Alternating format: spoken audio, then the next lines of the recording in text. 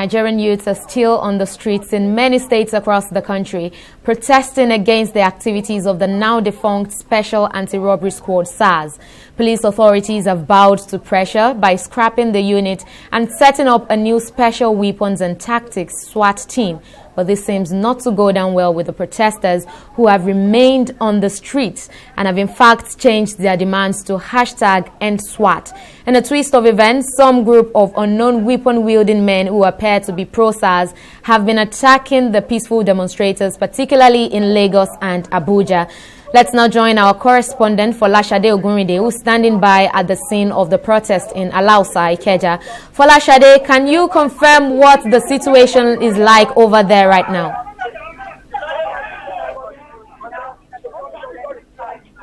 Time in Nigerian history, Nigerian youths have converged together to demand for one thing, the end of SARS. But now it has taken a new turn right now. Protesters tell me that they were attacked by hoodlums around between 8 and 9 a.m. this morning. As a matter of fact, I saw some of the protesters with bandages, some on their head, some on their legs, and one also has a bandage on his arm. Now, they say that they were attacked by these hoodlums, some carrying machetes, some with sticks, and basically threatening them. They basically said they had to run for their lives. Now, some of them have also said that they no longer want the end to SARS or SWAT, but they want good governance. Over to you. We've seen videos of hoodlums arriving in buses. The videos are all over the social media, but have you been able to confirm if this is actually true? We've seen some hoodlums disembarking or alighting from BRT buses. Have you been able to confirm to verify these videos?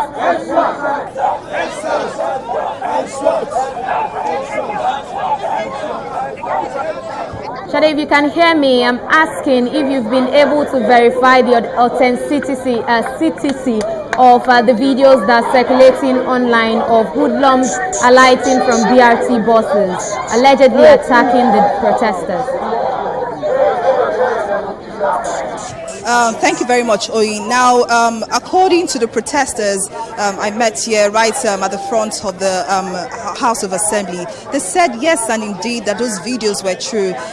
They said they had plans to protest right at the expressway, but they were shocked when they saw a group of hoodlums basically attacking them. Now, they have evidence for this. I saw 3 of them or 4 of them thereabouts with injury on the head, one on his arm, and another lady also has an injury on her leg. Now, so I can say to an extent that these allegations are true.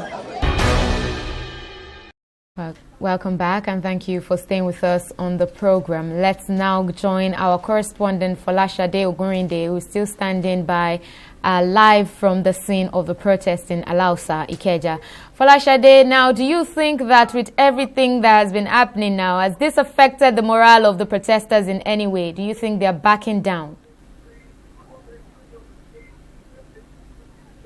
Okay, thank you, Oyi. Now, the morale of the protesters, very high, I must say. They are in very high spirits. The background earlier, they were playing songs by Fela Kuti, and they were chanting #EndSARS. Now, it will interest you to know that a few minutes ago, I think like 20 minutes ago, the son of late Fela Kuti, Femi Kuti, was actually here, and he walked a while with the protesters, and he told them that his ears are on the ground. He said he heard of the attack by hoodlums, but he told them not to worry, that they should just keep the protest peaceful, that is on the ground, and he would support them in their protest for good governance in Nigeria.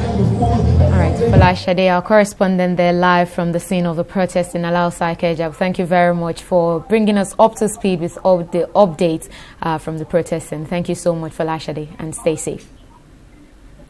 Well, that's it on this episode of Analysis.